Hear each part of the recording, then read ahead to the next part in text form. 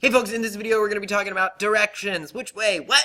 What? I don't know. Maybe you don't know yet, but we're going to know by the end of the video. So let's get talking about directions. How do we interpret directions that are given to us in vectors? So here we've got a list of directions, and we're going to talk about how we can interpret these. We're going to go through this list. By the end of this, hopefully you're going to be like, yeah, directions? No doubt. I got that. I know how to interpret. All right, so let's start with that 30 degrees north of east. I'm going to start with drawing a set of axes because it's always easiest to draw a vector on axes. Maybe it's not always. For me it is, and most humans, I think. So I'm going to start, and I'm going to look at this. I'm going to look at the second direction that is stated. So we're saying north of east. East is the dominant direction here. Like you might say the king of England. Well, England is the thing that encompasses that king. Or you might say like the president of America. America is the thing that encompasses that president. Well, east is the direction that encompasses this here. It's our dominant thing. I don't know if that analogy I made is helpful. Really, just look at the second direction and say, all right, I'm going to start with that. We're going to start with east.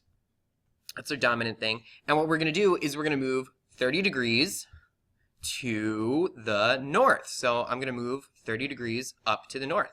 And that shows me where I draw my total vector. And it also shows me where that 30-degree angle is supposed to go. Boom.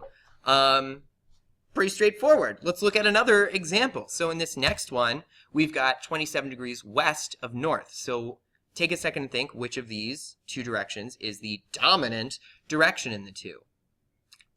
Yeah, that's right. You thought about it, and you thought correctly. North is our dominant direction because it is listed second. So I'm going to start by thinking, all right, north is the main direction here. And now I have to move. I'm going to move over towards the west. And how far over to the west am I going to move? I'm going to move 27 degrees. So now I have a new vector. Great. All right, not a new vector, but now I've appropriately drawn my vector, and I know where that 27-degree angle is. Mistakes people sometimes make is they'll draw this, and they'll say, well, that 27 goes there. Or they'll draw a triangle and be like, the 27 goes there. It is the angle, though, between one of our axes and our vector. We don't want to really care about the... yeah. Anyway, so let's do this last one who's set up a little bit different. This one is left 18 degrees below the horizontal. All right, so for starters...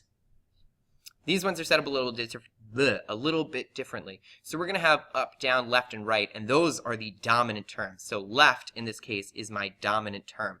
I know I'm mostly going to be focusing on going left. And now we've got this 18 degrees below the horizontal. Well, we have a horizontal line, and we have a vertical line. We're talking about that horizontal line, and we are 18 degrees below it. So we're going to move down below it, and we're going to move 18 degrees. Boom! We've got our vector. Now this is going left, 18 degrees below the horizontal. So each one of these to be a proper vector would have to have a magnitude associated with it, which we left out because this video is really only about deciphering how these directions. So great. I hope you feel awesome about those. I hope you enjoy this real cute owl and kitten who are friends. Oh my goodness. Look at them snuggling. So cute! And you're so good at directions. Everything is awesome. All right, ta-ta.